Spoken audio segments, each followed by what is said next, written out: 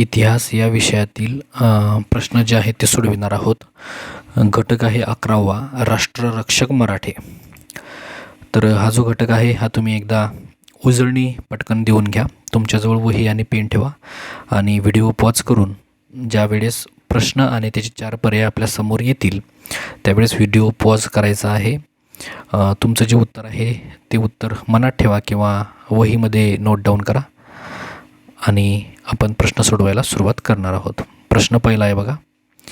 या ठिकाणी चित्रातील व्यक्तीचे नाव ओळखायचे आहे. या ठिकाणी चित्र हे पुस्तकातीलच आहे आपल्या आणि त्याची हिंट पण तुम्हाला दिलेली आहे की ही जी व्यक्ती आहे चित्रामध्ये दिसत असलेली ही नानासाहेब पेशव्यांचा मुलगा आहे.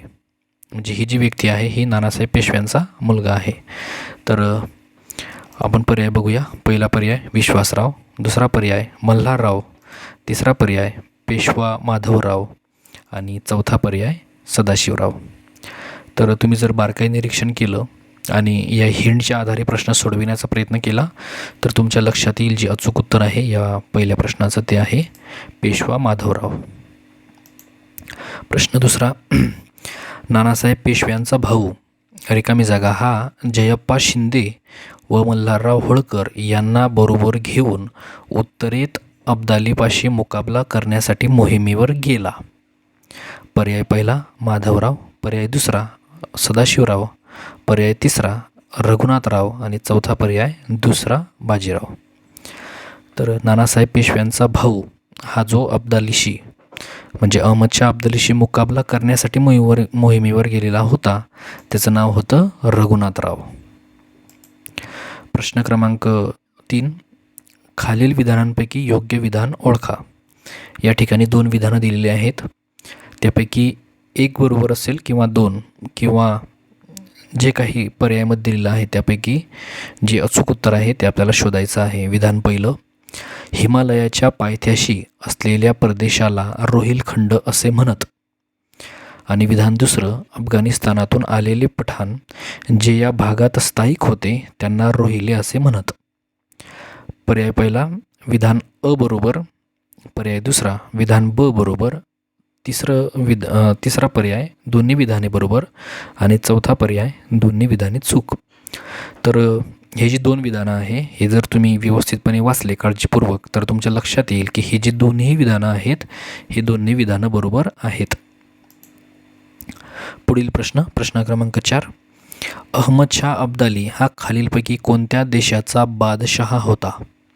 पर्याय पहिला पाकिस्तान, पर्याय दुसरा अफगाणिस्तान, पर्याय तिसरा इराण आणि चौथा पर्याय इराक. तर जे अचूक उत्तर आहे ते तुम्ही नोट डाऊन करू शकताय. त्याचं जे अचूक उत्तर आहे ते आहे अफगाणिस्तान. अहमदशाह अब्दाली हा अफगाणिस्तान या देशाचा बादशाह होता. प्रश्न क्रमांक 5. मुघल मराठा करार याविषयी योग्य विधान ओळखा.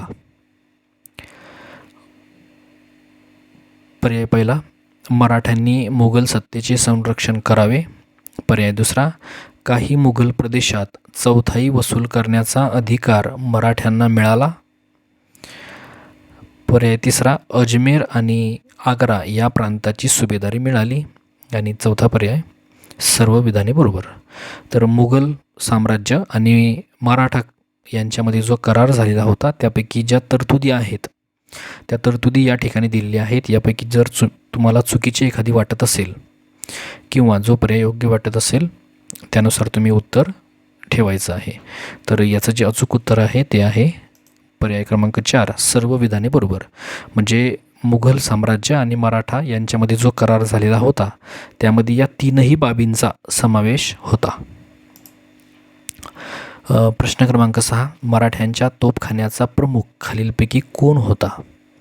पर्याय पहिला इब्राहिम खान गारदी, पर्याय दुसरा पेशवा माधवराव, पर्याय तिसरा टिपू सुलतान आणि चौथा पर्याय कान्होजी आंग्रे.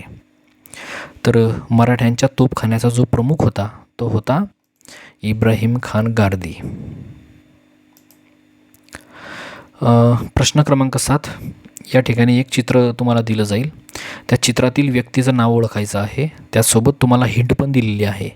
फक्त चित्र नव्हे तर त्यासोबत हिंट अशी आहे की ती व्यक्ती नानासाहेब पेशवे जे होते नानासाहेबांचा ते चुलत भाऊ होते. तर ही ती व्यक्ती आहे. या व्यक्तीचं आपल्याला नाव ओळखायचं आहे. पर्याय पहिला पेशवा माधवराव, पर्याय दुसरा मल्हारराव, पर्याय तिसरा सदाशिवराव भाऊ आणि चौथा पर्याय विश्वासराव. तर या हिंटीच्या आधारे आपण या ठिकाणी पर्याय जो आहे तो शोधायचा आहे. तर याचं जे अचूक उत्तर आहे ते आहे सदाशिवराव भाऊ. प्रश्न क्रमांक 8, पानिपतच्या पराभवाचे खालीलपैकी कोणते परिणाम झाले? पर्याय पहिला अनेक पराक्रमी सरदार मारले गेले, एक पिढी संपली. पर्याय दुसरा मराठ्यांच्या उत्तरेतील प्रभाव कमी होऊन प्रतिष्ठेस धक्का बसला. पर्याय तिसरा दारुगोळा व युद्धसामग्रीचे प्रचंड नुकसान झाले. आणि चौथा पर्याय वरीलपैकी सर्व विधाने बरोबर. तर पानिपतचं जे युद्ध झालेलं होतं मराठे आणि अहमदशाह अब्दाली यांच्यामध्ये, तर त्यामध्ये पानिपतला जो पराभव मराठ्यांना स्वीकारावा लागलेला होता त्यामध्ये त्याचे कोणते परिणाम झाले हे आपल्याला शोधायचं आहे. तर याचं जे काही अचूक उत्तर आहे, तुम्ही जर पहिले 3 पर्याय व्यवस्थितपणे बघितले तर लक्षात येईल की पानिपतच्या पराभवामध्ये हे सगळे परिणाम जे आहे ते झालेले होते. त्यामुळे या प्रश्नाचं जे अचूक उत्तर आहे ते आहे वरीलपैकी सर्व विधाने बरोबर. प्रश्न क्रमांक 9, पेशवा माधवराव यांनी खालीलपैकी कोणत्या सुधारणा केल्या? पर्याय पहिला न्याय खात्यात सुधारणा करून शेतकऱ्यांचे कल्याण केले. पर्याय दुसरा दारुगोळा बनवण्यासाठी कारखाने सुरू केले. पर्याय तिसरा नाणी पाडण्यासाठी टाकसाळी सुरू करून विहिरी खोदल्या. आणि चौथा पर्याय वरीलपैकी सर्व बरोबर.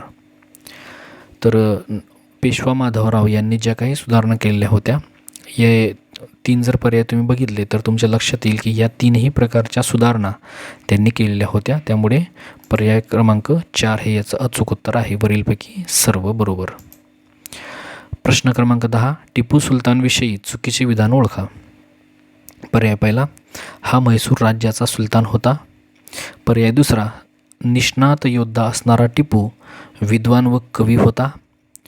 पर्याय तिसरा टिपूने फ्रेंचांच्या मदतीने मराठ्यांशी लढा दिला. आणि चौथा पर्याय 1799 टिपू मारला गेला. तर टिपू सुलतान हा जो काही होता त्याच्याविषयी हे विधानं दिलेली आहेत. यापैकी चुकीचं विधान आपल्याला एक चुकीचं विधान असणार आहे आणि ते आपल्याला ओळखायचं आहे. तर जर तुम्ही 4ही पर्याय व्यवस्थितपणे वाचलेत तर तुमच्या लक्षात येईल तिसरा पर्याय जो आहे तो जरा आपण पुन्हा एकदा वाचूया. टिपूने फ्रेंचांच्या मदतीने मराठ्यांशी लढा दिला.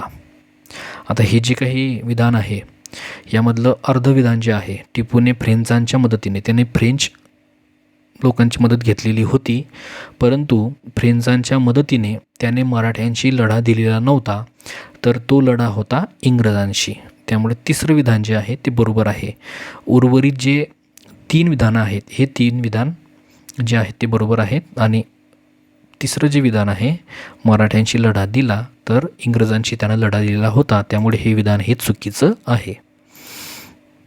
प्रश्न क्रमांक 11, पहिल्या बाजीरावानंतर रिकामी जागा हा पेशवा झाला. पर्याय पहिला माधवराव, पर्याय दुसरा बाळाजी विश्वनाथ, पर्याय तिसरा बाळाजी बाजीराव आणि चौथा पर्याय बाजीराव. तर पहिल्या बाजीरावानंतर बाळाजी बाजीराव हा पेशवा झालेला होता. प्रश्न क्रमांक 5, 5 वेळेस भारतावर आक्रमण करून कोणी भारतातील संपत्ती लुटून नेली? पर्याय पहिला अहमदशाह अब्दाली, पर्याय दुसरा नादिरशाह, पर्याय तिसरा शाह आलम आणि चौथा पर्याय नजीब खान. तर 5 वेळेस भारतावर आक्रमण करून ज्यांनी संपत्ती लुटून नेली तो होता अहमदशाह अब्दाली. हा आहे याचा अचूक पर्याय. पुढील प्रश्न क्रमांक 13, पुन्हा आपल्याला या ठिकाणी एक चित्र दिलेलं आहे. त्या चित्रातील व्यक्तीचं नाव आपल्याला ओळखायचं आहे. त्या संदर्भात हिंटसुद्धा दिलेली आहे, ती आहे रघुनाथराव यांचा भाऊ. तर ही ती व्यक्ती आहे. या व्यक्तीचं आपल्याला नाव ओळखायचं आहे. पर्याय पहिला मल्हारराव, पर्याय दुसरा विश्वासराव, पर्याय तिसरा पेशवा नानासाहेब आणि चौथा पर्याय पेशवा माधवराव. तर ही जी व्यक्ती आहे रघुनाथराव यांचा भाऊ, त्यांचं नाव आहे पेशवा नानासाहेब. पुढील प्रश्न क्रमांक 14. नजीब खान हा रिकामी जागा यांचा सरदार होता. कुणाचा सरदार होता ते आपल्याला ओळखायचं आहे. पर्याय पहिला जाटांचा, पर्याय दुसरा मुघलांचा, पर्याय तिसरा अफगाणांचा आणि चौथा पर्याय रोहिल्यांचा. तर नजीब खान हा या प्रश्नाचं जे अचूक उत्तर आहे ते आहे पर्याय क्रमांक 4 रोहिल्यांचा सरदार होता. प्रश्न क्रमांक 15. अटक हे ठिकाण आजच्या रिकामी जागा या देशात आहे. पर्याय पहिला बांगलादेश, पर्याय दुसरा अफगाणिस्तान, पर्याय तिसरा पाकिस्तान आणि चौथा पर्याय भारत. तर अटक हे ठिकाण जे आहे ते आजच्या पाकिस्तान या देशामध्ये आहे. प्रश्न क्रमांक 16. श्रीरंगपट्टणम जवळील रिकामी जागा या ठिकाणी झालेल्या लढाईत मराठ्यांनी हैदर अलीचा पराभव केला. पर्याय पहिला राक्षस भुवन, पर्याय दुसरा मोती तलाव, पर्याय तिसरा बुराडी घाट आणि चौथा पर्याय म्हैसूर. तर श्रीरंगपट्टणम या ठिकाणच्या जवळ असणाऱ्या कोणत्या ठिकाणी पराभव झालेला होता, मराठ्यांनी हैदर अलीचा पराभव केलेला होता ते आपल्याला शोधायचं आहे. याचं जे काही अचूक उत्तर आहे ते आहे मोती तलाव. म्हणजे श्रीरंगपट्टणम जवळ असलेल्या मोती तलाव या ठिकाणी झालेल्या लढाईमध्ये मराठ्यांनी हैदर अलीचा पराभव केला. प्रश्न क्रमांक 17. पानिपतच्या लढाईत मराठ्यांचे नेतृत्व कोणी केले होते. पर्याय पहिला विश्वासराव, पर्याय दुसरा माधवराव, पर्याय तिसरा सदाशिवराव भाऊ आणि चौथा पर्याय मल्हारराव. तर ज्यांनी पानिपतच्या लढाईमध्ये मराठ्यांचं नेतृत्व केलेलं होतं त्यांचं नाव आहे सदाशिवराव भाऊ. प्रश्न क्रमांक 18. अटकेपार झेंडे फडकवणारे खालीलपैकी कोण होते. पर्याय पहिला रघुनाथराव व मल्हारराव होळकर, पर्याय दुसरा दत्ताजी शिंदे व जनकोजी शिंदे, पर्याय तिसरा महादजी शिंदे व तुकोजी होळकर, पर्याय चौथा विसाजीपंत बिनीवाले व रामचंद्र कानाडे. तर अटकेपार ज्यांनी झेंडे फडकवले म्हणजेच पाकिस्तानमध्ये असलेलं आताचं ठिकाण अटक, या अटकेच्या पलीकडे ज्यांनी झेंडे फडकवले त्यांचं नाव आहे दत्ताजी शिंदे व जनकोजी शिंदे. प्रश्न क्रमांक 19. उत्तरेतील स्थानिक शासकांना दक्षिणेतील मराठे त्यांचे रिकामी जागा वाटत होते. म्हणजे उत्तरेतील स्थानिक जे शासक होते त्यांना दक्षिणेकडचे जे मराठे आहेत ते त्यांचे काय वाटत होते. पर्याय पहिला स्पर्धक, पर्याय दुसरा हल्लेखोर, पर्याय तिसरा रक्षणकर्ता आणि चौथा पर्याय लुटारू. अचूक उत्तर आहे स्पर्धक. प्रश्न क्रमांक 20. रिकामी जागाच्या सांगण्यावरून अहमदशाह अब्दालीने भारतावर पुन्हा स्वारी केली. पर्याय पहिला हाफिज रहमत खान, पर्याय दुसरा झाबिता खान, पर्याय तिसरा नजीब खान आणि चौथा पर्याय यापैकी नाही. तर कुणाच्या सांगण्यावरून अहमदशाह अब्दालीने भारतावर पुन्हा स्वारी केली त्याचं जे अचूक उत्तर आहे म्हणजे हे जे काही सांगितलं होतं की भारतावर स्वारी कर हे कुणी सांगितलं होतं. अचूक उत्तर आहे नजीब खान. नजीब खान याच्या सांगण्यावरून त्यांनी स्वारी केलेली होती. प्रश्न क्रमांक 21. मराठ्यांनी अटकेपार रिकामी जागापर्यंत मोहीम काढली. पर्याय पहिला काबूल, पर्याय दुसरा पेशावर, पर्याय तिसरा लाहोर आणि चौथा पर्याय कंदाहार. तर याचं जे अचूक उत्तर आहे ते आहे पेशावर. पेशावरपर्यंत मराठ्यांनी मोहीम काढली होती. प्रश्न क्रमांक 22. दत्ताजी व अब्दाली यांची रिकामी जागाच्या तीरावर बुराडी घाट येथे गाठ पडली. पर्याय पहिला यमुनेच्या तीरावर, पर्याय दुसरा गंगेच्या तीरावर, पर्याय तिसरा गोदावरीच्या तीरावर आणि चौथा पर्याय चंबळच्या तीरावर. तर दत्ताजी व अब्दाली यांची कोणत्या नदीच्या तीरावर गाठ पडली होती त्याचं अचूक उत्तर आहे यमुनेच्या तीरावर. प्रश्न क्रमांक 23. सदाशिवराव भाऊ हे नानासाहेबांचे रिकामी जागा होते. त्यांच्याशी नातं काय म्हणजे सदाशिवराव भाऊ यांचं नानासाहेबांशी काय नातं होतं ते आपल्याला ओळखायचं आहे.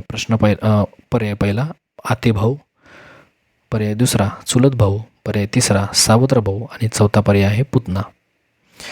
तर सदाशिवराव भाऊ यांचं नानासाहेबांशी चुलत भावाचं नातं होतं.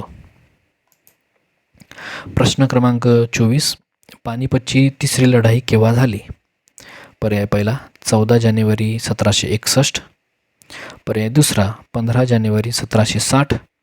पर्याय तिसरा इसवी सन 1758 आणि चौथा पर्याय इसवी सन 1772. तर पानिपतची लढाई जी पानिपत या ठिकाणी झालेली होती, त्यामुळे त्या लढाईला पानिपतची लढाई म्हणतात.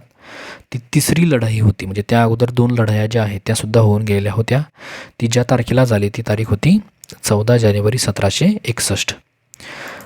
तर आपण एकूण 24 प्रश्न जे आहेत ते सोडवलेले आहेत. तुम्हाला त्यापैकी किती गुण मिळत आहेत, किती प्रश्नांची उत्तरं बरोबर येत आहेत ते तुम्ही कमेंट बॉक्समध्ये नक्की कळवा. भेटूया पुढील व्हिडिओमध्ये.